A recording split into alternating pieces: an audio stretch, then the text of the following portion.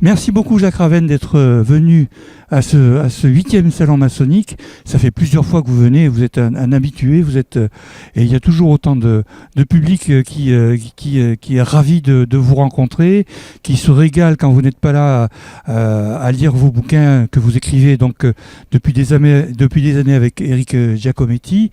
Là encore, on a vu une pile de livres et une belle file de lecteurs qui attendaient vos dernières œuvres. Alors, ce soir, nous sommes ici pour parler du complotisme, mais du complotisme, il y en a partout dans vos livres. Et bon, vous m'aviez dit l'autre jour qu'il y avait partout du complot dans vos derniers livres, mais que vous n'en parleriez pas. C'est bien ça ? Vous êtes sûr que c'est moi que vous avez interviewé? Parce que là, j'ai un doute tout à coup sur la question. Alors, quand même, interviewé mon co-auteur, il ne raconte que des bêtises. Donc, non, c'était lui ou c'était moi? Dites-moi. Ah, je crois que c'était lui. Ah, vous me rassurez. Alors, en deux mots, on va juste pour se mettre l'eau à la bouche. En deux mots, quelques mots de vos derniers livres. On est dans le cycle du Soleil Noir. Le pauvre Marcas est passé par tous les états. Il a été d'un côté, il a été de l'autre, il a été avec les uns, il a été avec les autres. Bon, il continue à avancer, mais bon, il est quand même, il lui est arrivé plein d'aventures. Alors, qu'est-ce que c'est que ce livre des merveilles? C'est pas un livre des merveilles, c'est un livre des horreurs. Alors, on va repartir sur notre héros. Notre héros est un de ces personnages assez ambigus qui ont existé à partir de la guerre d'Espagne et dont on ne sait trop s'ils ont vraiment travaillé pour les nazis, vraiment travaillé pour les Anglais, s'ils étaient agents doubles ou agents triples. Et même parfois, je pense que les choses sont devenues tellement compliquées qu'eux-mêmes ne savaient plus très bien où ils en étaient. Et ça nous intéressait d'avoir finalement un personnage avec une psychologie complexe face à une situation qui le devient au fur et à mesure des années encore plus complexe.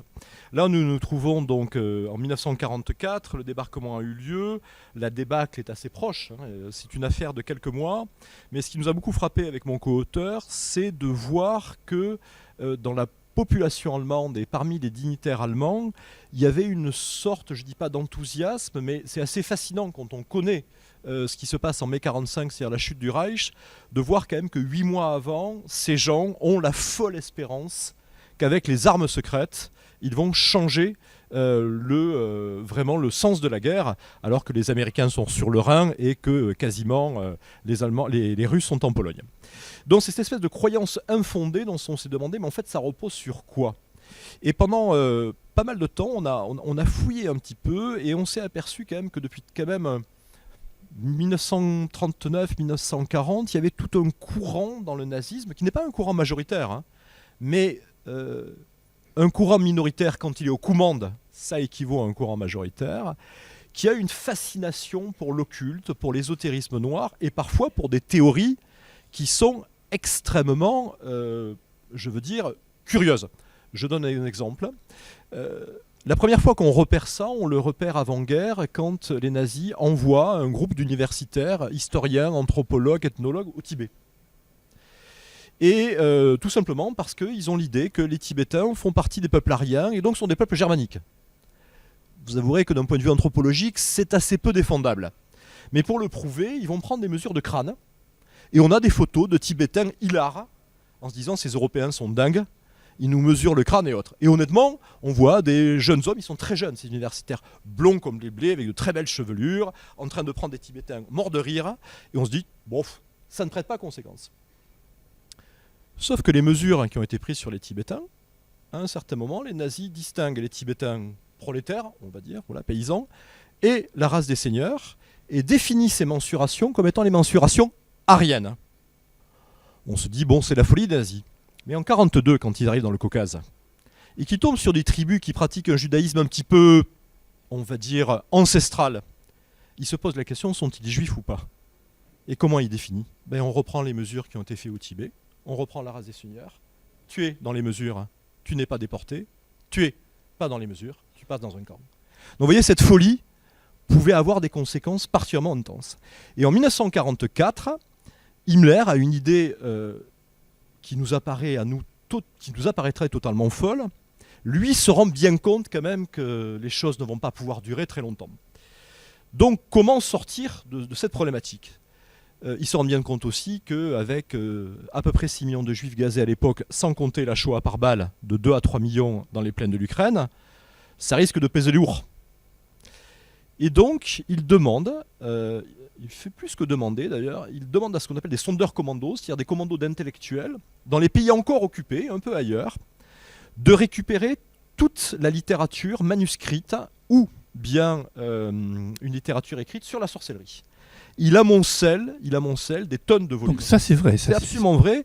On a retrouvé il y a quelques années dans la banlieue de Budapest un entrepôt avec les 13 000 volumes de la collection d'Himmler sur la sorcellerie.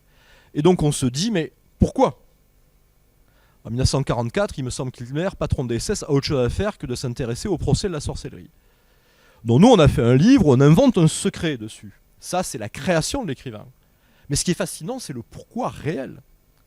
Himmler s'est dit, finalement, quand on regarde les victimes de leur sorcellerie, sont presque toutes des femmes. Ce qui est assez vrai. Quand on regarde ces victimes de leur sorcellerie, on s'aperçoit que ce sont des femmes dans l'espace germanophone. Et honnêtement, plus souvent du fait des protestants que des catholiques. Il se dit finalement, la première tentative de génocide contre les femmes allemandes a été faite par les chrétiens. Et dans sa tête, il se dit, bah finalement ce qu'on fait aux juifs, c'est un rendu pour un prêté. Et donc en fait, on renvoie la balle du génocide. Et il imagine que s'il y a procès, il déposera ces idées-là en disant, mais écoutez, je n'ai fait finalement que remettre à plat une situation. On voit à la fois la folie de l'époque, et aussi pourquoi la guerre a pu durer très longtemps, parce que leurs idées étaient devenues totalement incroyables. Il y avait parmi ces idées incroyables la théorie de la Terre creuse aussi, qui était un... Alors ça, c'est une merveilleuse théorie, la Terre creuse. À un moment, ces gens se sont dit... Alors, il faut toujours le penser dans un esprit allemand. C'est-à-dire qu'à la fois, vous avez en allemand le pragmatisme absolu, ça s'appelle Volkswagen, et puis vous avez le romantisme allemand, qui lui peut être très échevelé, beaucoup plus que le romantisme français. Et ça caractérise vraiment l'esprit allemand. Et donc, à un moment, les Allemands s'emparent d'une théorie de la Terre creuse. Alors, la théorie de la Terre creuse, c'est que notre Terre est à l'intérieur d'une autre Terre, et nous en serions le noyau. Bon. Pour le vérifier, aucun problème. Ils ont envoyé une équipe avec des radars vers le pôle Nord, ils ont pointé les radars vers le haut, et s'il y avait un son qui revenait, eh ben, la Terre était creuse. Ils ont eu beau pointer des radars en 1944. Je pense quand même que les radars, ils en avaient besoin pour autre chose. Le son n'est pas revenu. On se dit, ces gens sont fous. Pas du tout. Parce qu'un certain nombre de spécialistes balistiques allemands s'étaient dit que s'il y avait une gravité en haut, en balançant des missiles, en tapant sur la gravité en haut, on pourrait atteindre New York avec des V2. Donc en même temps, vous avez l'esprit pragmatique allemand et une forme de folie qu'on peut trouver et qui est très caractéristique du Reich des dernières années. Alors on va parler quand même un peu de complotisme, on est là pour ça. Alors Hitler, lui, a échappé à pas mal de complots. C'était une époque très fertile en complots. Comment est-ce que c'était qui est-ce qui les fomentait ces complots? C'était eux-mêmes, c'était les autres, c'était... Alors les premiers complots contre Hitler qu'on date d'avant de la prise du pouvoir sont en général le fait de militants de gauche ou d'extrême gauche. Il y a eu plusieurs tentatives. Mais le complot le plus important est celui de juillet 1944, qui est le complot von Stauffenberg, qui est un complot de la Wehrmacht, qui part du principe que la guerre est perdue et qu'il faut éviter l'occupation russe. Donc leur idée, c'est d'abandonner le front de l'Ouest, de laisser les Américains entrer, de façon qu'ils bloquent les Russes avant Berlin. Le seul moyen d'y arriver, c'est de tuer Hitler. Le micro. Le seul moyen d'y arriver, c'est de tuer Hitler. Donc von Stauffenberg, qui est un colonel de la Wehrmacht, qui a perdu d'ailleurs un bras parmi les combats, va déposer une bombe au pied d'Hitler, et les généraux ont prévu un plan qui s'appelle le plan Valkyrie, et qui va permettre de prendre le pouvoir. Et il se trouve que la bombe, un officier est gêné par la serviette avec la bombe et l'écarte avec le pied. Les gens sont tués, pas Hitler, qui est juste blessé. Le complot éclate à Berlin. Et Hitler réussit au dernier moment à récupérer la sauce. La problématique de ce genre de complot, c'est qu'elle a fondamentalement convaincu Hitler, ce qu'il était depuis fort longtemps, mais alors là, ça l'a convaincu totalement, qu'en fait, il était protégé en quelque sorte et qu'il avait une mission pour l'Allemagne. Et que donc, si les forces supérieures n'avaient pas voulu qu'il meure, je pense que ça a fait durer la guerre un an de plus, ouais. Vraiment. Donc finalement, dans tout ça, peut-être que les sorciers l'ont protégé Alors Hitler n'était pas très sensible aux questions Himmler, ésotériques. Très jeune, oui, parce qu'on voit les lectures qui sont les siennes. On voit les liens qu'il a en particulier avec une société secrète de l'époque qui va jouer un grand rôle dans son éducation politique à Munich. C'est la société secrète Thulé. Et il y a une chose qui est assez terrible, c'est que le fondateur de Thulé meurt peu après l'accession d'Hitler au pouvoir et il demandera que soit lue une phrase à son enterrement et la phrase est très symbolique. La phrase est celle-ci: vous verrez Hitler danser, mais c'est nous qui avons écrit la musique. C'est pas mal. Alors là, en matière de complot, là, on ne peut pas faire mieux. Moi, je pense qu'il s'est un peu vanté sur la fin.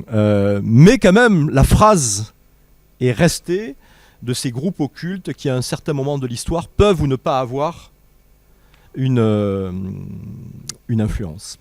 Bon, alors maintenant, on va rentrer dans le vif du complot. Mais le complot, finalement, c'est quelque chose qui existe toute éternité. On peut se demander si... du temps des hommes des cavernes, il n'y avait pas quelques individus qui complotaient pour mettre un coup de massue sur la tête du chef pendant qu'il dort pour prendre sa place. On voit que la Bible finalement est truffée de complots. C'est une vieille histoire. Est-ce qu'il y en a chez les primates? Je pense qu'il faut distinguer complot de conspiration. Alors, le complot, c'est fondamentalement la tentative de remplacer un pouvoir par un autre. Ce qu'on est proche de l'Espagne, ce qu'en Espagne on appelle un pronunciamento ou un golpe. Généralement, c'est un complot militaire, on dégage quelqu'un et on met quelqu'un à sa place. Bonaparte, c'est un complot qui aboutit contre le Directoire, Franco, je vous en passe, c'est des meilleurs. C'est visible. La conspiration, c'est différent. La conspiration, il s'agit de prendre le pouvoir, mais de demeurer invisible. C'est pas du tout pareil. En fait, dans la conspiration, vous mettez des hommes à vous, ou vous mettez des proches, et à partir de ce moment-là, vous servez vos propres intérêts, mais on ne vous voit pas. Il y a une tentative de conspiration en Italie dans les années 80 de la part d'une loge, il faut bien le dire, qui était bien maçonnique, qui s'appelait la loge P2. Voilà, et en fait, un homme relativement intrigant à l'époque avait convaincu le grand maître du Grand Orient d'Italie de faire une loge couverte, de façon à ce que les communistes et les démocrates chrétiens puissent se parler. Puisqu'il était interdit aux communistes de rentrer en franc-maçonnerie, il était interdit aux démocrates chrétiens de rentrer en franc-maçonnerie. Le grand maître du Grand Orient a trouvé l'idée absolument géniale, et ils ont créé donc cette loge qui s'appelait Propaganda Due. Sauf que il n'a jamais mis un communiste à l'intérieur, il n'a jamais mis un démocrate chrétien, il a mis des militaires, des services secrets, des capitalistes, et quelqu'un qui était assez jeune et qui s'appelait Berlusconi. Il se trouve que ça s'est su, il a été arrêté à temps. Il a fait un petit peu de prison, et quand il est sorti, il a eu cette phrase totalement admirable, c'est que Berlusconi est arrivé au pouvoir. Il dit: chaque fois que je vois parler Berlusconi, j'ai envie de lui demander un copyright. Très bien. Alors, ce qui se passait chez les empereurs romains, c'était des conspirations ou des complots? Parce que, en fait, on devenait empereur avec un complot et on n'était plus empereur avec un complot. C'est une succession de complots, contre-complots, et finalement, ça a été presque un mode de fonctionnement pendant l'Empire romain, ça. Oui, tandis que les conspirations dans l'histoire sont plus tardives, puisqu'il s'agit de changer de mode d'influence. Par exemple, une des premières conspirations qu'on connaît, c'est la conspiration de Saint-Marc sous Louis XIII. Il ne s'agit pas d'enlever Louis XIII du royaume de France. Il s'agit de changer son entourage pour remplacer son entourage. Mais au visuel, ça ne change absolument rien. Quand une maîtresse royale change une autre maîtresse royale sous Louis XV, c'est une conspiration féminine. Mais ça ne change rien au visible. Mais en revanche, l'influence féminine est différente. Et le but, c'est toujours le pouvoir. Le but, c'est le pouvoir, mais après, il y a des manières de l'exercer. Il y a des gens qui ont besoin d'exercer le pouvoir et qui veulent être dans la lumière. Il y a des gens pour lesquels le plaisir est totalement différent. C'est d'être effectivement dans l'ombre et de diriger. D'où tout le problème qu'il peut y avoir sur des sociétés secrètes ou discrètes, comme par exemple la franc-maçonnerie. C'est qu'à un certain moment, en étant très discret, en étant dans l'ombre, on peut finir au niveau du grand public de penser qu'en fait, c'est une sorte de conspiration invisible. D'accord. Et c'est là que démarrent évidemment tous les mythes du complot maçonnique dans ses différentes variantes. Alors ce fameux complot maçonnique, on reviendra un peu plus tard sur le complot judéo-maçonnique, mais ce complot maçonnique, donc c'est 18e siècle qui commence à émerger. Alors, dès l'apparition de la franc-maçonnerie en France, les deux pouvoirs qui sont le pouvoir royal et le pouvoir religieux, pour des raisons différentes d'ailleurs, se méfient de cette société, tout simplement parce que, on ne sait pas ce que font ces gens-là. Ils ont une fonction fondamentale qui est le secret, qui est juré. Et deuxièmement, ce sont des gens, au démarrage en tout cas, dont la dimension sociale n'est pas très très bien connue, qui seraient mettre dans des tavernes, etc. Dont le pouvoir royal est un pouvoir méfiant par principe, il interdit la franc-maçonnerie. Et l'Église suit, mais l'Église suit pour d'autres raisons. Pour deux raisons fondamentales. La première, c'est que, rentrant en maçonnerie, vous jurez le secret. Or, quand vous êtes catholique, il ne peut pas y avoir de secret pour votre confesseur. Donc, automatiquement, il y a antagonisme. Et deuxièmement, chose aussi importante, la question d'une initiation et le baptême. Très rapidement, les autorités catholiques de l'époque considèrent qu'il y a quelque chose qui ne va pas. Quand on a le baptême, on peut être sauvé.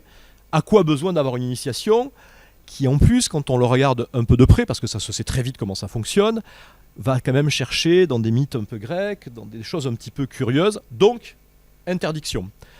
À partir de là, commence à naître l'idée, le fantasme plutôt de complot maçonnique. Finalement, que font ces gens-là? En plus, les pouvoirs les interdisent. Si les pouvoirs les interdisent, c'est qu'il y a donc quelque chose. Et à partir de là, ça démarre. Pourtant, à cette époque-là, les francs-maçons n'étaient pas, les athées qui sont devenus après, au 19e siècle, pour certains, n'étaient pas anticléricaux comme ils l'ont été ensuite. Non.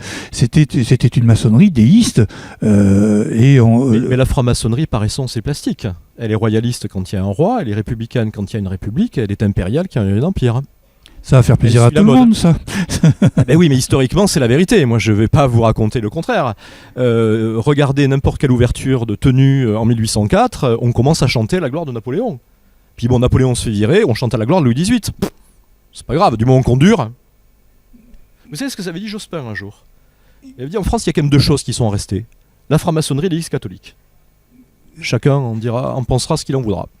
Alors revenons donc à ce XVIIIe siècle et à cette émergence donc d'une suspicion qui pèse sur la maçonnerie. Comment est-ce qu'elle se manifeste? Il y a des écrits, il y a des publications. Avant la Révolution, toute une série d'écrits avec, il faut l'avouer, une très faible diffusion, souvent d'ecclésiastiques, et qui dénoncent. Alors c'est pas tant un complot qu'une conspiration, mais en fait le fait que ça se répand partout, et c'est vrai que quand on a la curiosité de regarder une carte, entre 1730 et 1790, la franc-maçonnerie couvre toute la France à une vitesse incroyable.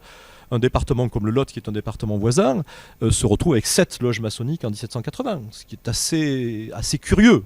Hein. Et donc il y a une méfiance, mais on ne parle pas encore trop de complot et de conspiration. Après, on remarque quand même, vers 1780, certains catholiques remarquent quand même que les gens qui sont dans les loges ont des idées politiques parfois un peu, à l'époque on disait, avancées. C'était un délicat euphémisme pour dire que c'était pas vraiment royaliste. Un peu avancé. On remarque aussi qu'il y a des personnages qui sont un peu sulfureux.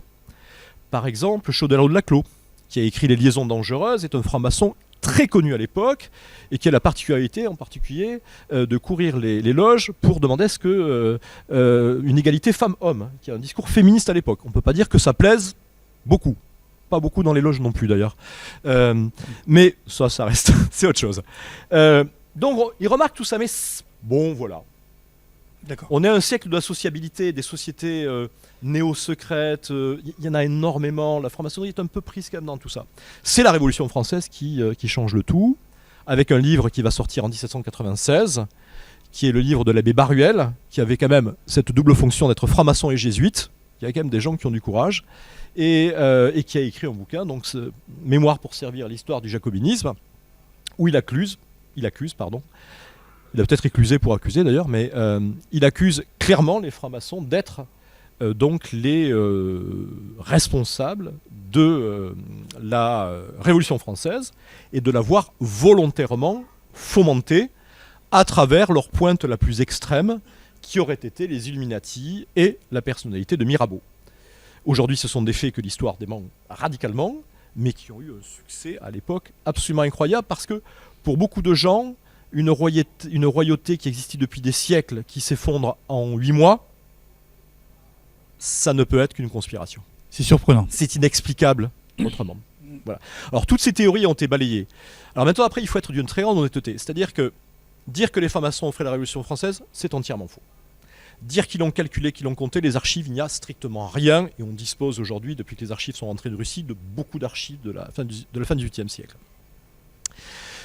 Dire que les francs-maçons, quand ils étaient à l'Assemblée nationale, étaient surreprésentés, oui, c'est vrai, mais par exemple, c'est le même nombre de francs-maçons qui votent la mort du roi ou qui votent contre la mort du roi. Donc on voit qu'idéologiquement, c'est pas fixé.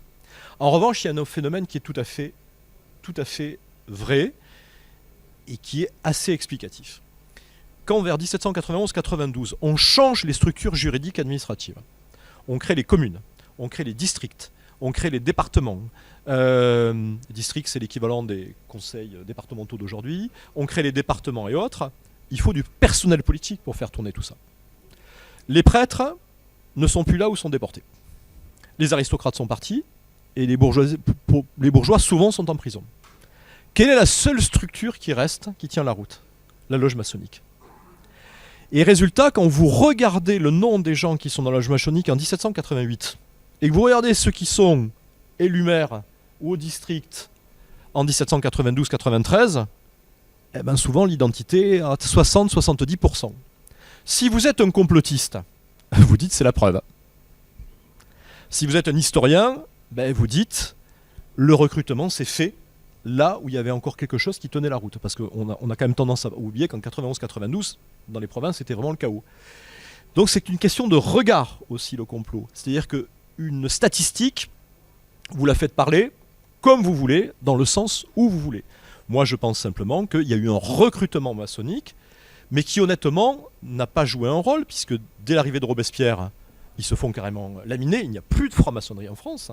On a les dernières tentatives de décret qu'avait pris Robespierre, c'était l'interdiction, purement et simplement. Voilà. On a eu un grand maître du Grand Orient qui a été guillotiné sous la Révolution. Ce n'est pas arrivé sous Pétain.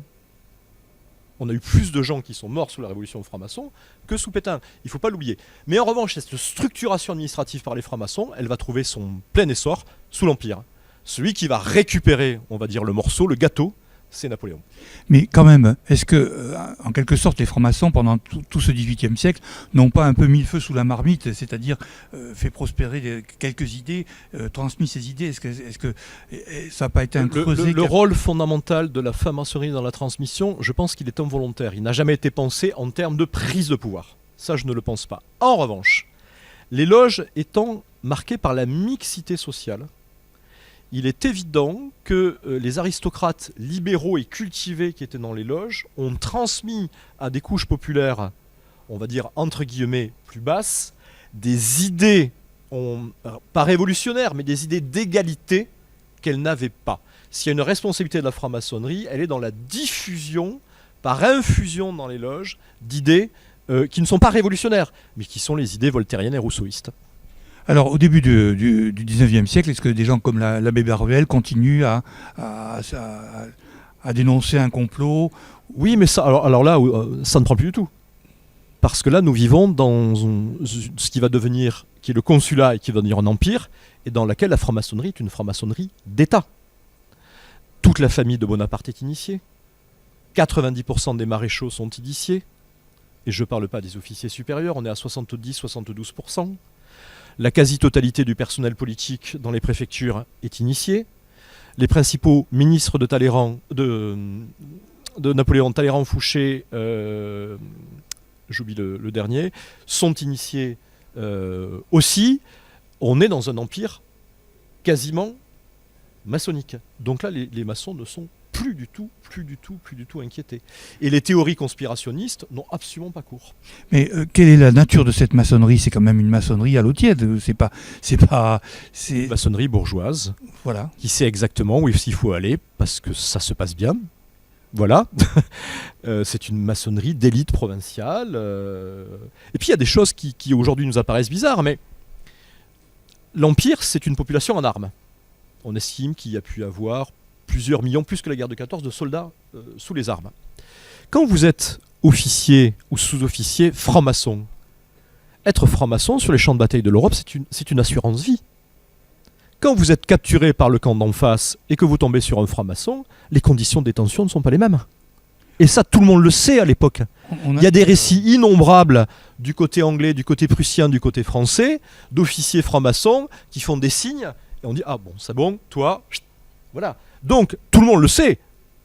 Et puis, il y a un autre élément qui est très important, et dont on va voir les grandes conséquences après 1815, c'est que chaque fois qu'un régiment se déplace dans une capitale d'Europe, ou même une petite ville d'Europe, un régiment napoléonien, il y a une loge maçonnique. Les loges militaires sont légion. Elles s'installent à Mayence, par exemple. Elles fonctionnent en militaire. Et puis on fait rentrer le fournisseur en chevaux. Et puis on fait rentrer, et puis au bout d'un certain temps, l'Empire s'effondre, mais la loge maçonnique marquée par des idéaux républicains, où il y a le maire, où il y a tout ce que vous avez, elle reste.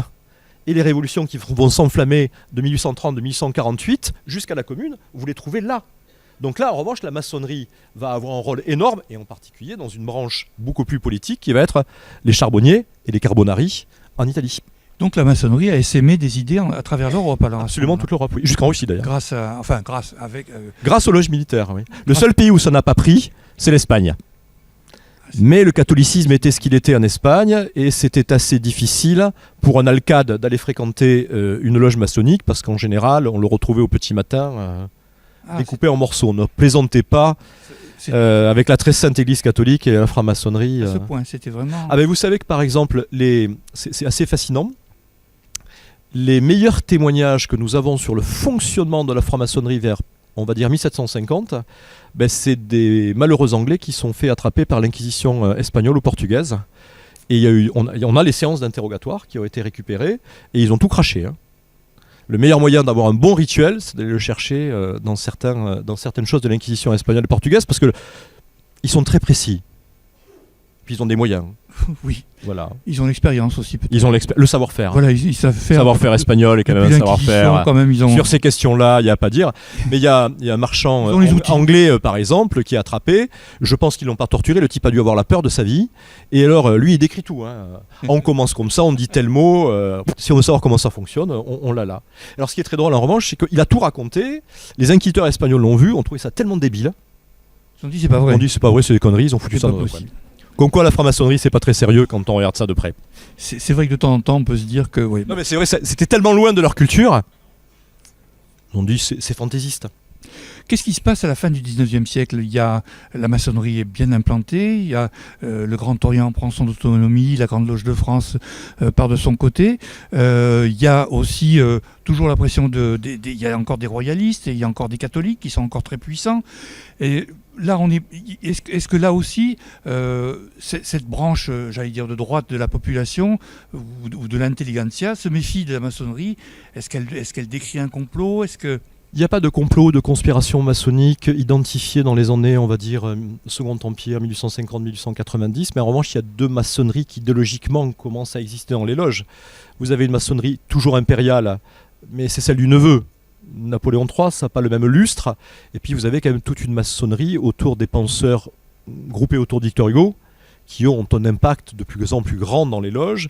Et on voit à cette époque les loges se radicaliser politiquement et virer vers des idéaux qui vont être les idéaux de laïcité, bien entendu, de séparation de l'Église et de l'État, qu'on verra dans quelques années avec le Père Combes. Et ça commence à gagner de plus en plus. Et les principes, on va dire, monarchiques ou impériaux perdent en maçonnerie beaucoup de leur éclat, sauf dans le sud de la France. Où là, quand on regarde les loges maçonniques, par exemple à Toulouse, elles restent foncièrement royalistes pendant pas mal de temps.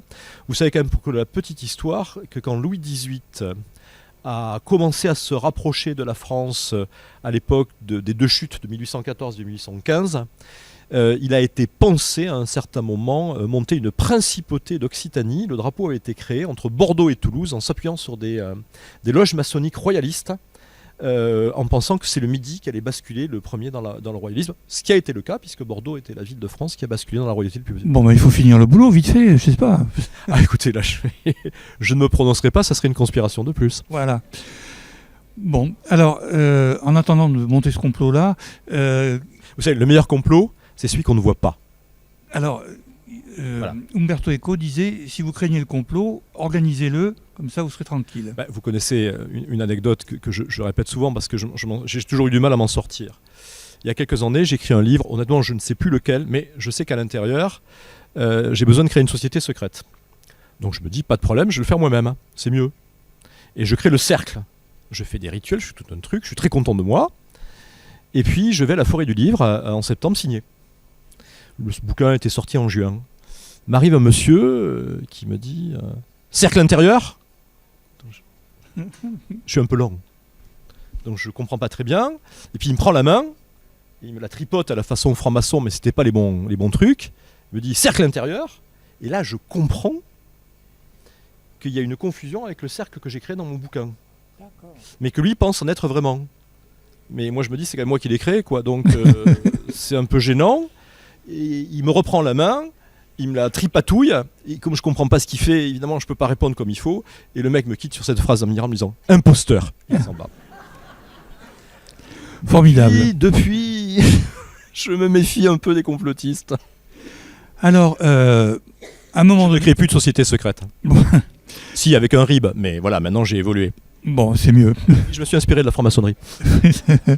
Comme le dessin de JO qui est exposé là-bas, il y a tous les outils de la maçonnerie, et le vieux maître brandit la calculette en disant « et ça c'est très important aussi pour les capitations ». Le secret de la maçonnerie, c'est la capitation de nez qui suit. Voilà. Alors, à un moment donné, ce qui va se passer, c'est que le complot maçonnique va devenir judéo-maçonnique. Alors, comment tout ça se met en place? Est-ce que l'affaire Dreyfus a son importance? Qu'est-ce qui se passe à ce moment-là dans notre société pour que ce complot judéo-maçonnique puisse avoir les conséquences en plus dramatiques qu'on va connaître par la suite durant la Deuxième Guerre mondiale? Alors, sur l'affaire Dreyfus, si certaines loges ont joué un rôle, on va dire, autour de la mouvance de Zola, sur la reconnaissance de la non-culpabilité de l'affaire Dreyfus, on ne peut pas dire très honnêtement que ça soit la franc-maçonnerie qui était en pointe à cette époque-là. Ce sont vraiment les intellectuels qui ont joué pleinement leur carte, on va dire, d'Émile Zola à Anatole France. En revanche, la République se sent à l'époque, on va parler des années 1880-1914, ne se sent pas assurée. Et il va y avoir une erreur en fait qui va être commise, c'est de se dire finalement de refaire le coup en fait de la Révolution française avec des fonctionnaires. C'est-à-dire la République se dit, si tous les fonctionnaires étaient francs-maçons, comme ils sont devenus pratiquement tous républicains, ça aiderait bien tout le monde. Et c'est là qu'on va tomber dans ce qu'on appelle l'affaire des fiches. L'affaire des fiches qui touche un militaire qui se trouve être le gendre d'Anatole France. Donc vous voyez dans quel milieu déjà on est Dreyfusard. Le ministre de la guerre lui dit écoutez, vous allez ficher tous les officiers de l'armée française en fonction d'un critère simple, républicain par républicain. On ne va pas les virer, mais en revanche le degré d'avancement ne sera pas la même, de façon à avoir une hiérarchie militaire totalement républicaine. La crainte c'était le coup d'État. Et le général... À quelle époque ça se... On est en 1890 à peu près. D'accord. Un petit peu après. Et la crainte, évidemment, le général en question réfléchit, il n'était pas très malin, il fait une lettre à toutes les loges, il dit « Vous aurez la gentillesse de me ficher les officiers de votre ville », puisqu'il y avait en gros une préfecture, un régiment. Bon, vous imaginez bien ce qui s'est passé, les francs-maçons ont fiché, mais bien sûr, la lettre s'est répandue et à un moment, on s'est aperçu de ce fichage. Vous allez me dire, bon, c'est anecdotique. C'est pas anecdotique quand on s'appelle Pétain, que sa carrière n'avance pas et qu'on s'est mis en tête que si sa carrière n'a pas avancé, c'est les francs-maçons qui l'ont arrêté. Et ça, en 1940, le colonel devenu général Pétain va s'en souvenir. Et à cette époque, commence à se mettre à aller côte à côte deux pensées de conspiration. D'un côté, une surprésence de juifs arrivés d'Allemagne, de Strasbourg, dans le monde des finances. et de côté une surprésence des francs-maçons dans le monde politique. Les Français ne vont pas fusionner les deux. Ceux qui vont fusionner les deux, ce sont les Allemands, qui vont largement puiser dans l'antimaçonnisme français, l'antijudaïsme français, pour créer la fameuse théorie, effectivement, du complot judéo-maçonnique. dont là, en revanche, on n'en trouve aucune trace, mais alors nullement dans les archives. La simple chose, c'est qu'effectivement, dès le XVIIIe siècle, à l'époque napoléonienne en particulier, avec quelqu'un qui s'appelle Cambacérès, qui était le ministre dont j'oubliais le nom tout à l'heure, eh ben, on fait rentrer les Juifs dans les loges en Allemagne, et un petit peu vers Strasbourg et autres un peu avant, et qu'on commence donc à avoir des loges dans lesquelles il y a des Juifs, ce qui plaît pas vraiment aux catholiques de l'époque, mais on y fait aussi rentrer des protestants. Ça fait partie du principe de relativité qu'il y a dans les loges maçonniques, et c'est vrai que c'est la seule chose qu'on peut dire, mais il n'y a pas eu de complot judéo-maçonnique. Mais les nazis, c'est eux qui le mettent en place dans les années 30.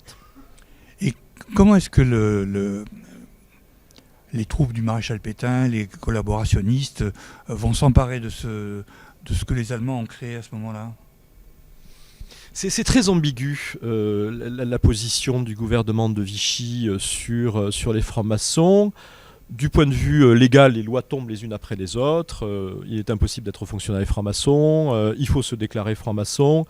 Et à un certain moment, on publie même les listes de francs-maçons dans la presse en France, qui va être la grande erreur du régime de Pétain, parce que un certain nombre de Vichysois répètent à longueur de temps, surtout à travers de la propagande, d'images, que les francs-maçons sont les maîtres du monde. Et le jour où on publie les listes dans Pêche du Midi ou ailleurs, quand on publie ces merveilleuses listes, on s'aperçoit qu'à 80% ils sont cheminots ou instits. Et je ne pense pas que la SNCF et l'éducation nationale soient les maîtres du monde. Si c'était le cas, ça se saurait. On y aurait plus de grèves. Enfin, je plaisante, évidemment, j'étais prof. Donc, mais voilà. Et là, les gens vont se rendre compte qu'en fait, ces francs-maçons qu'on présente depuis des années comme les responsables avec les juifs de tous les maux, ben finalement, non. C'est des gens comme vous et moi, à un certain moment. Et ça va nous éviter d'avoir de l'antimaçonnisme, en gros, de 1945 jusque dans les années 2000. Où là, l'antimaçonnisme disparaît. Alors, le régime de Vichy est ambigu, c'est-à-dire que dans les lois, il est anti-maçon, mais contrairement à ce qu'on dit, il ne procède pas à beaucoup d'arrestations. Le nombre de francs-maçons qui sont fusillés plus pour fait de résistance que pour fait de franc-maçonnerie. Et des gens comme Darlan ou Laval ont un comportement très ambigu dans la manière de gérer les choses. Mais les Allemands aussi ont eu un comportement ambigu.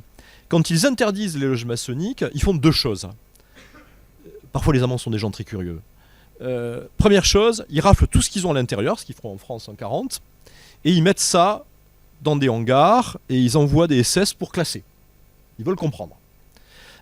Et puis après, évidemment, les dignitaires francs-maçons rencontrent les dignitaires nazis et disent « mais on ne va pas causer problème, on n'est pas... Ah oui, mais non, on vous interdit. » Et puis ils négocient. Et ce qu'on sait peu, c'est qu'à un moment, les nazis disent bah tiens, pourquoi vous ne feriez pas une franc-maçonnerie, mais avec des mythes vikings et avec des mythes nordiques. Et il y a eu l'idée, qui a duré quelques jours, quelques semaines, de remonter toute la franc-maçonnerie, complot d'Iram, compliri, avec des mythes nordiques. Ça n'a pas abouti. En revanche, dans les hangars, on a envoyé un officier SS classé. Et l'officier SS, qui n'est pas idiot, s'aperçoit au bout d'un certain moment qu'il n'y a aucune trace de conspiration, et un peu dans l'embarras, parce qu'il passe son temps à classer des tabliers et des maillets. Avec ça, on ne fait pas une conspiration, une révolution. Et donc, quand il est né à son 425e maillet, il se dit que ça va être difficile de trouver une conspiration maçonnique. Alors, il fait une lettre à Himmler, en lui disant, c'était un type qui était licencié en droit, en lui disant, écoutez, je suis là, je classe, il y a des tabliers, il y a des crânes, voilà, mais il dit dans les textes, il ne dit pas qu'il n'y a pas de complot, parce qu'à l'époque, il faut qu'il y en ait un. Mais il dit c'est un peu stérile comme travail, voire ennuyeux. Et puis il finit la lettre en disant j'aimerais que vous me trouviez un poste à ma hauteur, quoi.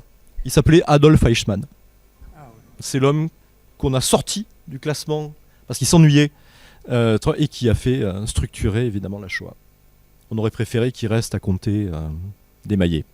Alors, ces documents, on va faire une petite incise, ces documents, c'est ce qui est parti, c'est ce qui avait été récupéré par les Russes, Alors, c'est une drôle d'histoire. les nazis, quand ils rentrent dans un pays, quel qu'il soit, c'est-à-dire la Hollande, la Belgique et la France, raflent donc les archives institutionnelles au sens large, dont les archives maçonniques. Quand ils sont arrivés en mai 40, ils ont raflé toutes les archives qu'ils ont pu, et puis après, ils se sont à peu près emparés de ce qu'il y avait en province, et en particulier à Bordeaux, avec plus ou moins la collaboration des Vichysois.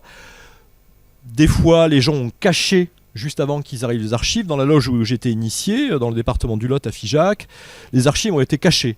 Retrouvées en 74, le monsieur qui les a ouverts, il a vu des têtes de mort, il a dit ça c'est catholique, il a tout filé à l'archevêché. Bon.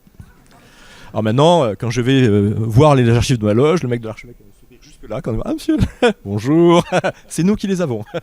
Je peux, oui faites. Bon, ça se passe bien.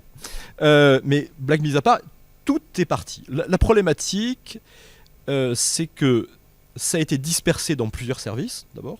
Et deuxièmement, les nazis ont très vite vu qu'entre la Hollande, la Belgique, les pays occupés et la France, la masse était colossale. Et en fait, contrairement à ce qu'on dit, ils y ont très peu touché. Très vite, ils n'ont plus les moyens en hommes, en matériel et en compétences pour classer une masse de choses dont à un moment ils se sont aperçus finalement que c'était pas si intéressant que ça. La loge maçonnique, le frère dit oui mais moi je ne suis pas d'accord sur 452 pages. Pour démontrer un complot c'est un petit peu difficile. Alors il y avait des choses intéressantes, voilà. Quand je suis allé à Moscou voir ce qui restait, j'étais très étonné de voir que certaines caisses étaient encore baguées avec les insignes du parti nazi, la croix gammée, parce qu'en fait ils n'avaient pas ouvert. Et les Russes avaient rebagué dessus avec le marteau. Voilà, c'était quand même assez curieux. Donc ils n'y ont pas autant travaillé. C'est un projet qu'ils ont assez rapidement abandonné, tout en étant convaincus pour certains qu'il y avait un secret. Himmler et Rosenberg, par exemple, qui a été l'idéologue du régime nazi au début, partaient dans l'idée que la Révolution française et la Révolution de 17, c'était les francs-maçons. Mais pour faire ça, c'est pas humain. Et que pour faire des conspirations aussi douées, c'est pas humain. Donc il y a un secret magique. Et donc ils l'ont cherché. Bon, on le cherche encore.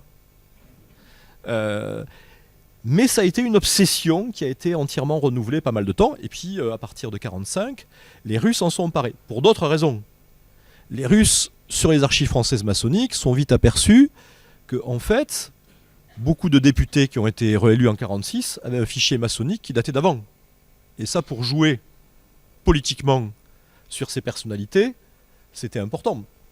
J'ai trouvé à Moscou des fiches sur des personnalités politiques jusqu'en 54-56 qui faisaient des notes pour les Russes et qui ont été ministres par la suite.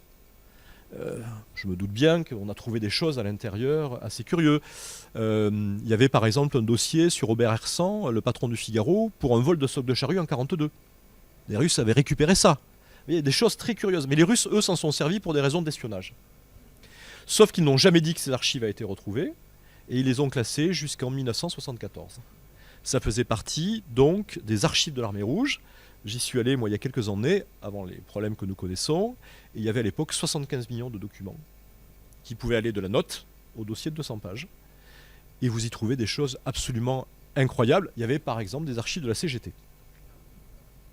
Et j'étais très étonné que les soviétiques n'aient pas rendu aux syndicats frères les archives de la CGT. Et on m'a dit, vous savez bien qu'il y a eu scission entre FO et CGT, donc on ne sait pas qu'il faut le rendre. Je dis, putain, ces mecs sont doués. Beaucoup plus que moi, en tout cas, parce que ça, j'y avais jamais pensé. Et donc, c'est un fonds totalement incroyable, dans lequel il n'y a aucun chercheur. Moi, quand nous sommes allés tourner avec Eric, il y avait 3 chercheurs américains, les Russes s'en foutent totalement. Et vous avez à l'intérieur une pléiade d'archivistes russes à l'ancienne, complètement dépassés par les événements et qui vivent dans un autre monde. Alors pour vous donner un exemple classique, il y avait donc des caisses qui n'avaient pas été rendues à la France, puisque à peu près 95% a été rendu. Mais il y a des caisses qu'ils ont conservées, non pas par malice, tout simplement parce qu'ils sont désorganisés à un point qui n'est pas possible. Et, le camion devait être en panne le jour où ça devait partir, je suppose. Et ces caisses-là étaient scellées. On filmait à l'époque pour France 5, et je leur ai demandé si on pouvait les ouvrir. Il m'est arrivé de travailler dans une autre vie sur des archives. Quand on ouvre un stock d'archives, on filme. Il y a 2 témoins et on fait un procès verbal. La dame d'un certain âge à qui on demande ça dit « Vous voulez les voir ?»« Ouais. » Je craque. Et elle arrache les trucs. Je me suis demandé ce qui se passait. Et sur une des boîtes, on a fait ouvrir 3 boîtes. Il y avait un manuscrit alchimique du XVIIe siècle qui venait d'Amsterdam avec des parties peintes. Et donc, quand j'arrive à la partie peinte, les couleurs sont encore très très fraîches. Évidemment, c'était enfermé depuis pas mal de temps.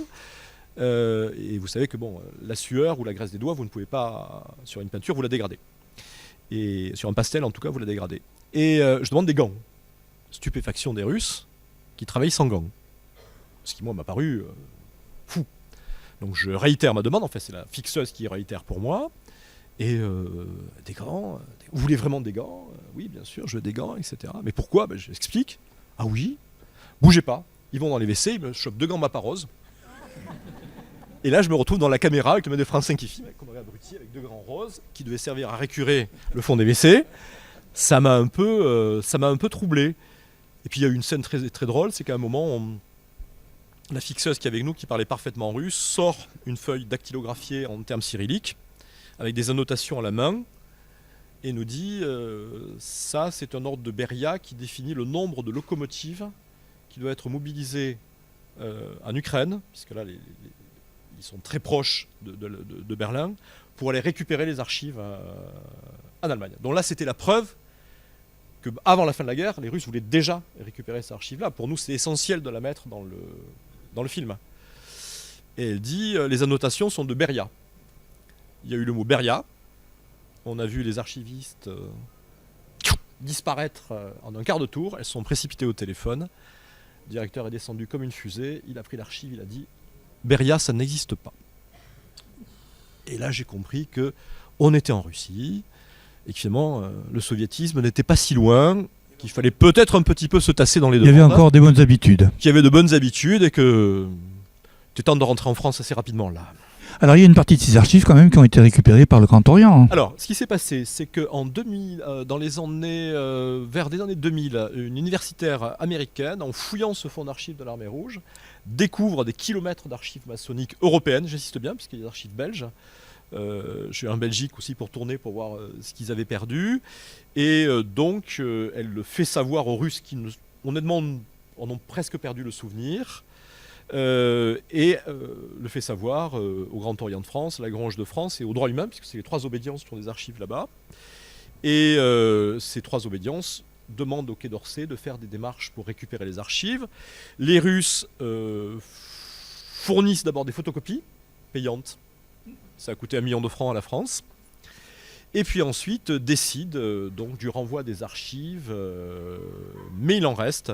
Il en reste en Biélorussie et il en reste donc à Moscou, qui ne sont pas inintéressantes. Celles qui sont en Biélorussie, par exemple, éclairent très très largement la naissance des plus anciennes de la franc-maçonnerie à Bordeaux, par exemple. On a la liste des premiers francs-maçons français à Bordeaux et irlandais dans ces archives. Et en plus, Bordeaux, c'était une des premières villes qui a été où les francs-maçons se sont installés. Absolument. Hein, ça remontait avec les Anglais, ça remontait un peu la Garonne et effectivement, après, c'est venu dans. Donc dans ces archives sont rentrées en France en 2000. Elles sont rentrées. Alors pour ce qui est du Grand Orient, il faut savoir que les obédiences ont une politique différente. C'est-à-dire que le GO et la GL ont créé des archives spécifiques pour les conserver. Le DH, j'en discutais il n'y a pas très longtemps, ont donné ça effectivement aux archives nationales, ce qui permet de fouiller à l'intérieur. J'ai fouillé celle du DH et ce qui est très curieux, c'est que les Russes visiblement avaient un peu de mal à s'y retrouver entre les obédiences. C'est déjà compliqué pour nous, alors vous imaginez pour eux. Et donc ils ont fourgué dans du DH des papiers du XVIIIe siècle très intéressants, mais qui n'ont rien à voir avec le droit humain, mais qui font la joie des historiens. Et c'est arrivé donc au Grand Orient en 2000, je crois, au jour de Noël. Et à l'époque, c'est Pierre Mollier qui s'en est occupé. Et c'est la Russe, c'est-à-dire qu'ils sont arrivés dans des camions militaires, avec les gros pneus et tout. Donc rue Cadet, ça a fait son effet. Et donc, quand Pierre a vu la masse qu'il a estimé, le nombre de kilomètres que ça pouvait représenter, il a commencé déjà à avoir une pré-attaque cardiaque. Et il raconte qu'ils ont monté une première caisse au Grand Orient, caisse en bois à l'ancienne, hein, style caisse de munitions. Ils ont enlevé les 3 lattes. Et la première feuille qu'ils ont sortie était signée Benjamin Franklin. Et là, Pierre Mollier s'est dit, si c'est comme ça, je finirai jamais ma carrière, je crèverai avant, parce que là, c'est trop. Et après, évidemment, il y a eu 400 000 trucs qui n'avaient aucun intérêt.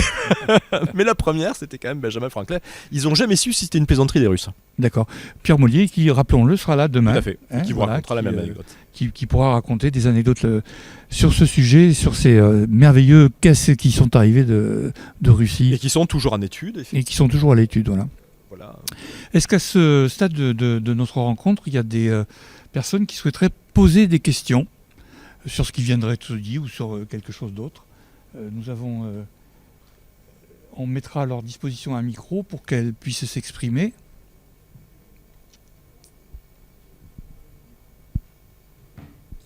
Peut-être, oui.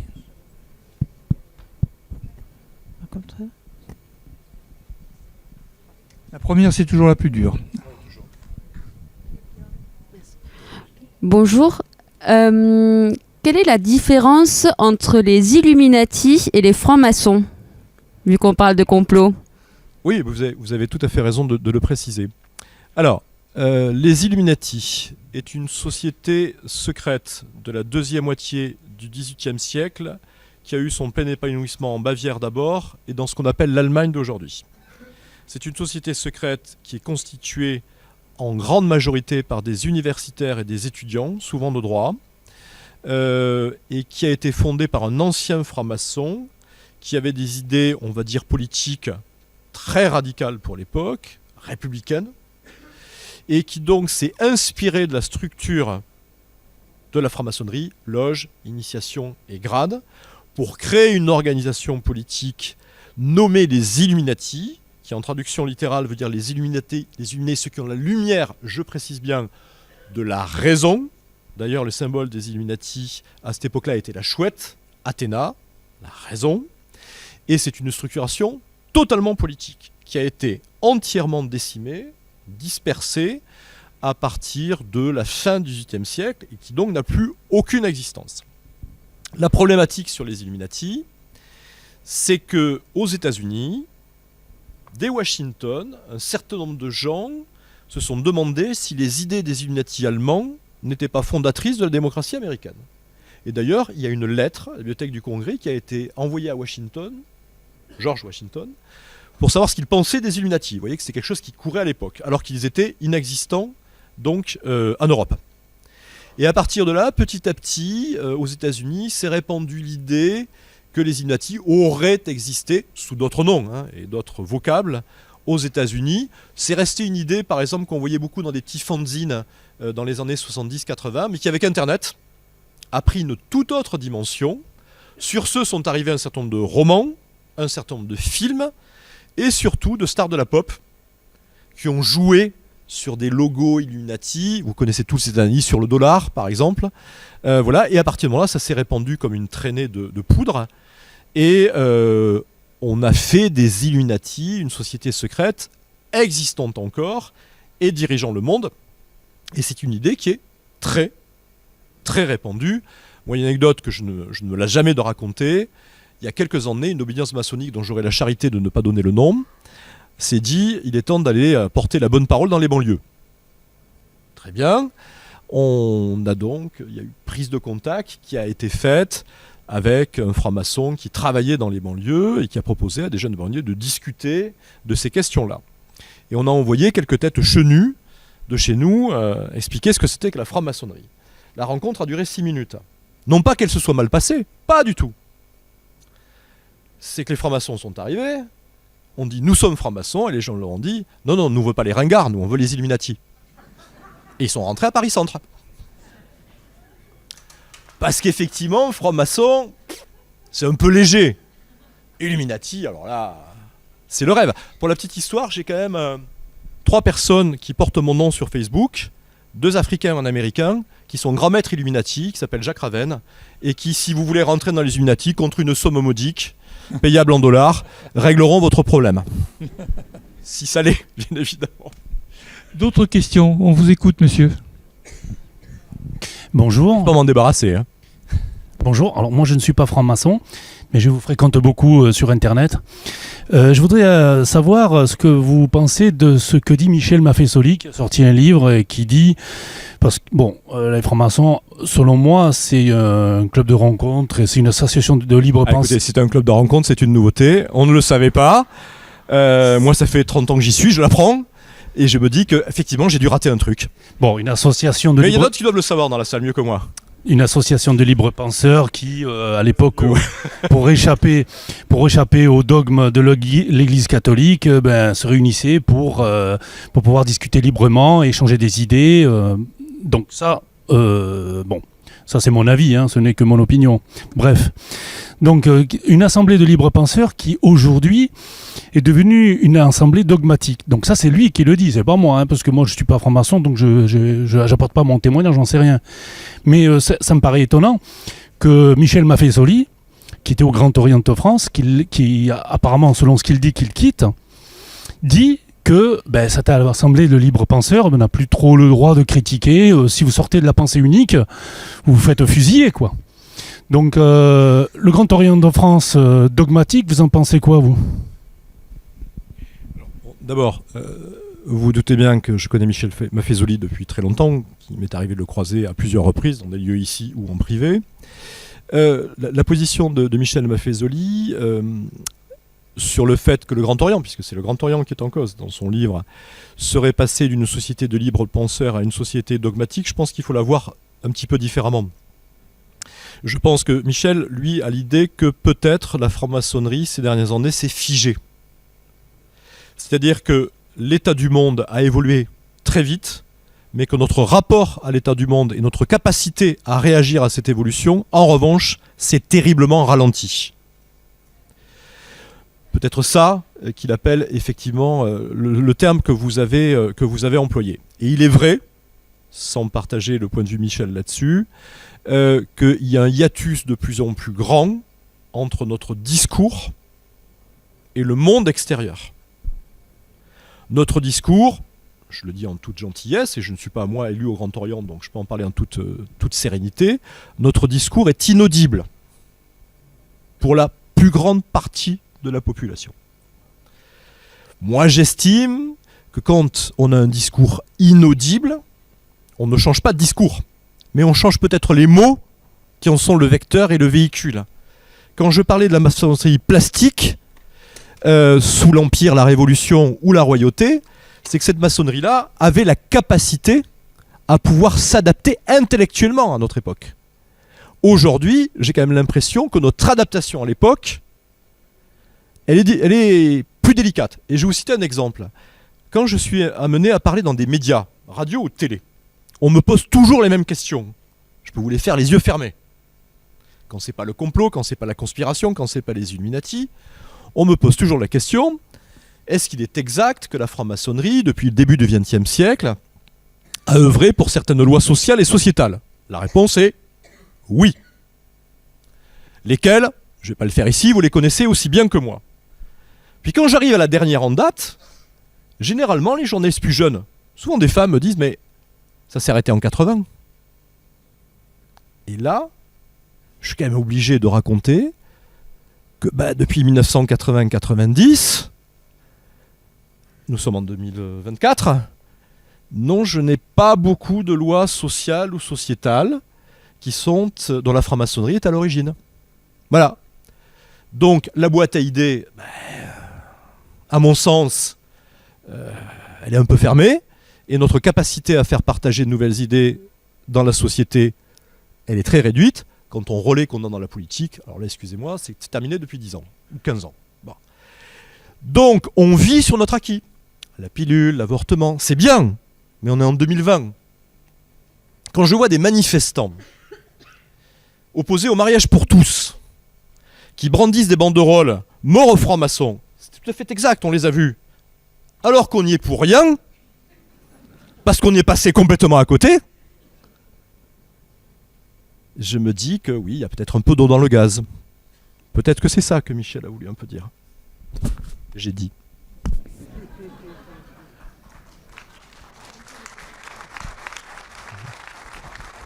Oui. Bon. Bonsoir à tous. Merci. C'est à moi, non, peut-être, oui. Alors, peut-être que les francs-maçons, ils sont actuellement en train de réfléchir sur la loi sur la fin de vie, donc vous pourriez peut-être le rajouter.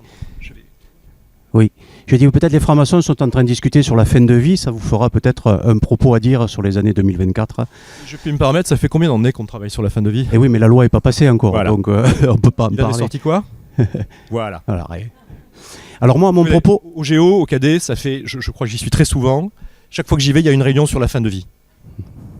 On avance, on Chaque avance. fois- Non. Moi, je vais répondre très franchement. Pour avancer, il faut des relais. Prenez par exemple la loi sur l'avortement. Celui qui l'a mené, qui n'était pas au Grand Orient d'ailleurs, qui était à la Grande Loge de France, avait des relais politiques pour la faire passer. Quand Madame Veil fait voter la loi, tout est prêt. Vous voyez ce que je veux dire, compris? Là, aujourd'hui, quand nous réfléchissons sur la fin de vie, nous sommes confrontés à deux problèmes.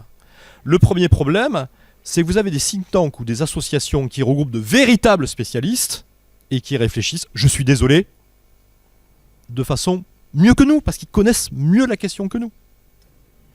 Et deuxièmement, même si nous avions un projet, on n'a pas été foutu de le mettre en place depuis 40 ans, on n'a plus de relais pour le poser. Vous nous avez vus dans les débats actuels sur la notion de la fin de vie? Non. Alors c'est bien, le président de la République, quel qu'il soit d'ailleurs, fait venir les obédiences, on leur offre une Marianne. Je crois qu'il doit avoir une collection, le pauvre type, c'est terrible. Il nous écoute, et puis basta. Mais l'Église catholique, je peux vous dire qu'elle a beaucoup plus d'influence que nous. Alors, Si je puis me permettre. la question, c'était pas ça. Moi, je voulais revenir à votre livre. J'ai rebondi. Et c'était au sujet des SS qui étaient en France et qui cherchaient quelque chose. Moi, je viens de Narbonne et on sait qu'ils sont venus à Bougarache. Donc, je voudrais savoir si vous savez ce qu'ils cherchaient. Puisqu'à l'an 2000, avec le passage de l'an 2000, on a vu arriver à Bougarache plein d'illuminés, pas des Illuminati, mais plein d'illuminés qui cherchaient peut-être ce que les SS cherchaient. Alors, je ne sais pas si c'est dans votre livre, mais est-ce que vous savez ce qu'ils cherchaient? J'ai dit. Je n'ai pas, moi, de connaissances particulières sur le fait que les SS soient venus au Bugarache. Je rappelle quand même qu'on fait venir les SS un peu partout et que parfois il n'y a aucune archive le prouvant et que le mythe du Bugarache, avant 1980-90, est totalement inexistant. En revanche, je vous confirme, mais ça vous le savez déjà, qu'au Bugarache, le nombre d'illuminés qui ne sont pas des Illuminati au mètre carré est particulièrement impressionnant. J'ai fréquenté Rennes-le-Château pendant... et je le fréquente toujours, mais on le fréquente maintenant avec mon co-auteur de manière plus informelle. Et je vais vous dire pourquoi. Parce que la dernière fois que nous sommes allés signer un livre à Rennes-le-Château, m'est arrivé 2 illuminés vaguement difficilement sortis des brumes de mai 68 et de Katmandou et qui m'ont dit on est content d'être arrivés. J'ai pas très bien compris en fait. Ils m'ont dit nous sommes contents. Jean Charmant, au demeurant. Vous savez quand on dit charmant en général. Bon. Jean Charmant, on est content d'arriver parce qu'il dit la dernière fois qu'on est venu à Rennes-le-Château, on est tombé dans une faille temporelle, ça nous a pris 8 heures. Ils arrivaient du Bugarache. Je me suis inquiété. Et là, l'homme, visiblement plus atteint, une petite chute dans les pentes de Bugarache n'est pas à négliger, me dit, texto, j'ai une prophétie à vous faire. Et là, Eric me dit, il faut qu'on se tire. Il me dit là, maintenant, c'est plus possible. On venait pour chercher un trésor miraculeux, maintenant on a des prophéties, c'est plus possible. Parce que Rennes-le-Château, c'est ça maintenant. Heureusement pas que, mais c'est un peu ça. Et donc je dis, quelle prophétie? Ne vous approchez pas d'un cimetière. À cette époque, j'étais élu et maire. Et je faisais faire des travaux dans le cimetière. Et le type qui faisait les travaux m'avait ramené 3 clous de cercueil magnifiques qui n'étaient pas médiévaux, mais qui étaient Louis XIV, Louis XV. Je les avais mis dans la voiture, et c'est la voiture que j'ai servi pour arriver à Rennes-le-Château. Et à l'époque, je ne savais pas qu'avec un conspirationniste ou ce genre de personne, il fallait pas rebondir. J'étais un peu naïf. Je dis, c'est marrant ce que vous me dites, parce que j'ai 3 clous de cercueil dans la voiture. Et là, le mec me fait une crise d'épilepsie. Bon. Depuis, quand je viens à Rennes-le-Château, je suis un mec de banlieue. J'ai un sweat, une capuche, et dès que je vois un chevelu, je cours. Voilà. Moi, j'aimais Rennes-le-Château quand on cherchait les milliards de Bessonnière. Maintenant que c'est un garage à ovnis. Et puis, je vous parle pas de l'autre ahurie qu'on connaît là-bas. Le grand, vous l'avez pas vu celui-là avec les... Ah si, il y en a un, alors là celui-là il est... il fume pas, il a trempé dedans, c'est pas possible.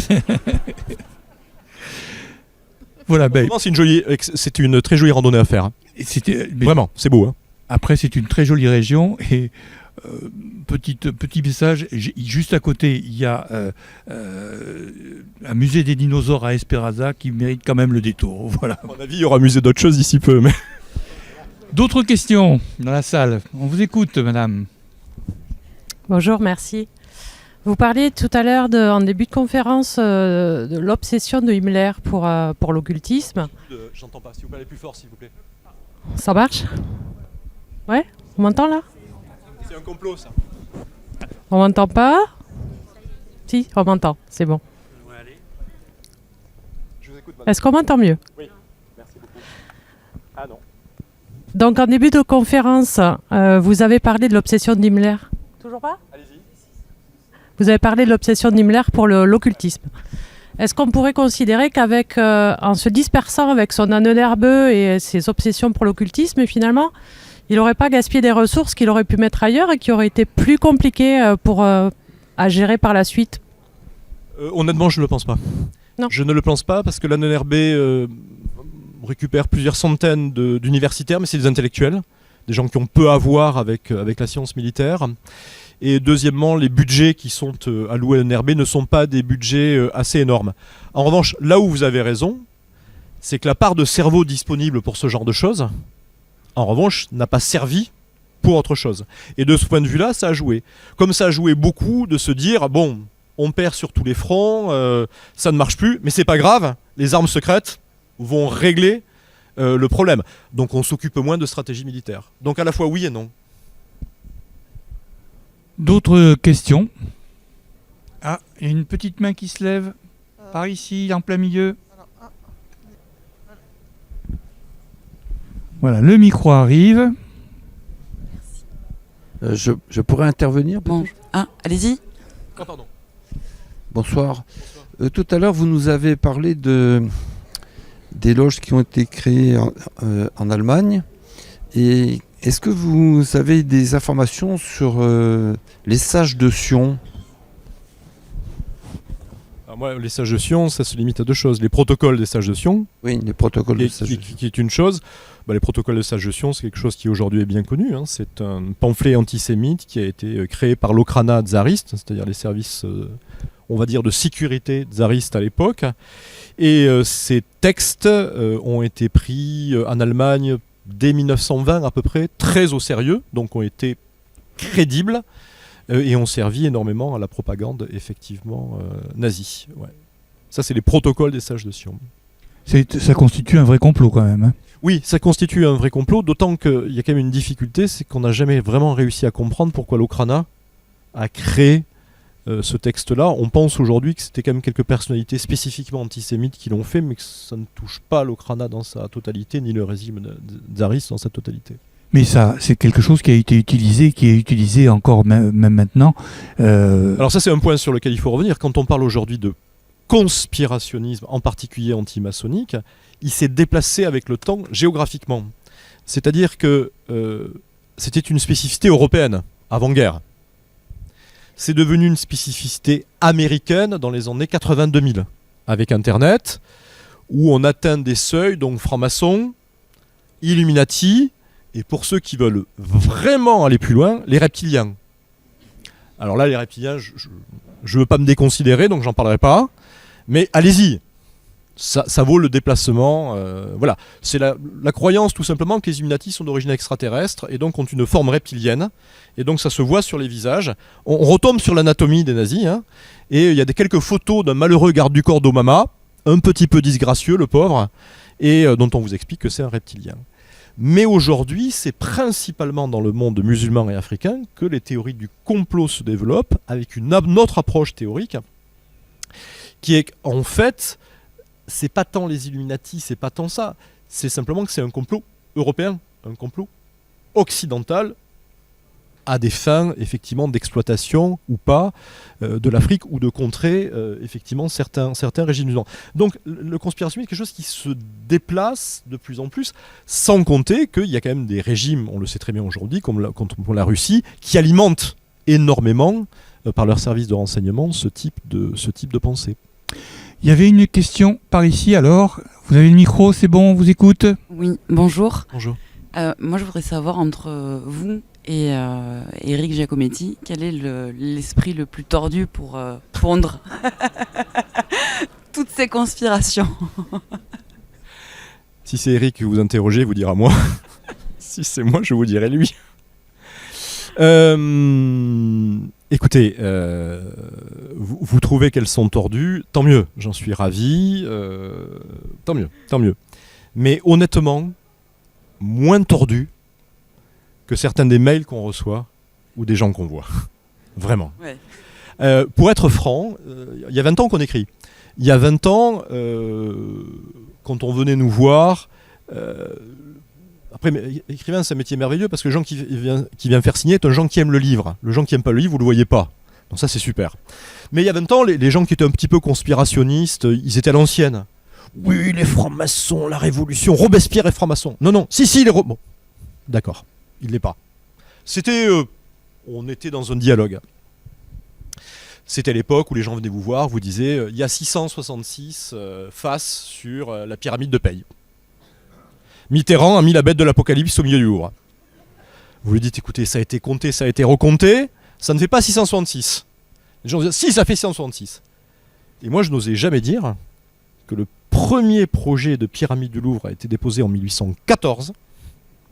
C'est le père de Balzac qui l'a posé, et que c'était un franc-maçon notoire. Parce que je me dis, alors si je dis ça, c'est la fin.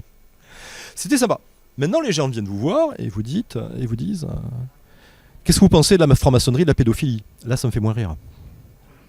Qu'est-ce que vous pensez de la pédophilie, des meurtres d'enfants? Ça me fait moins rire. Qu'est-ce que vous pensez de la pédophilie et des trucs vraiment... Et le problème, c'est que les gens qui viennent vous demander ça, vous n'avez pas l'impression qu'ils sont délirants. Vous avez l'impression qu'ils sont comme vous et moi. Et donc, je vois quand même gagner, au fur et à mesure, des idées de conspiration sur lesquelles je pense... On parlait tout à l'heure de questions sociales, sociétales à porter. Il faudrait se positionner. J'ai fait une émission de télé pour France Info il y a quelques années, où je me suis heurté avec les journalistes avant l'entrée de la prise de micro. Les journalistes disaient, les conspirationnistes, c'est des cons, je leur parle pas. Moi, j'estime que c'est une erreur fondamentale. Parce que j'estime pas que c'est des cons. Moi, j'ai une lecture plus politique. Je pense très honnêtement qu'on est dans un pays qui traverse une crise grave, dont l'ascenseur social est bloqué, dont beaucoup de gens ont de problèmes, et en particulier dans la jeunesse, il leur faut une explication. Et cette explication, ils vont la chercher dans les théories conspirationnistes. Mais vu le nombre que ça représente en France, il faut arrêter de dire de très haut, de Paris, c'est juste des crétins. C'est pas des crétins, c'est des gens avec lesquels, justement peut-être nous, puisqu'on a cette réputation, on devrait aller essayer de discuter. Parce que si on ne le fait pas, un beau matin on va se réveiller, et je vous ai aperçu que la conspiration, ce ne sera pas nous qui l'aurons faite. Voilà, donc méfiance, on nous fait signe. Une petite anecdote pour terminer. Une dernière, parce que j'aime beaucoup la raconter, et certains d'entre vous la connaissent. Il y a quelques années à Brive, une dame est venue me faire signer un livre. Et dame charmante, et elle me dit, vous savez, j'habite devant une loge maçonnique. À quoi je lui réponds, madame, vous avez de bons voisins. Qu'est-ce que vous voulez que je lui réponde? C'est pas tous les jours qu'on tombe sur quelqu'un qui habite devant une loge maçonnique. Moi, je ne connaissais pas avant elle. Elle me dit, oui, je vois vos frères, c'était avant la mixité, vos frères rentrer, sortir. Elle me dit, c'est le vendredi soir. Moi, je trouve ça bizarre le vendredi soir qu'on se mette devant la fenêtre pour avoir des gens rentrer et sortir. Moi, le vendredi soir, je fais d'autres trucs. Mais bon, chacun prend son plaisir où il veut.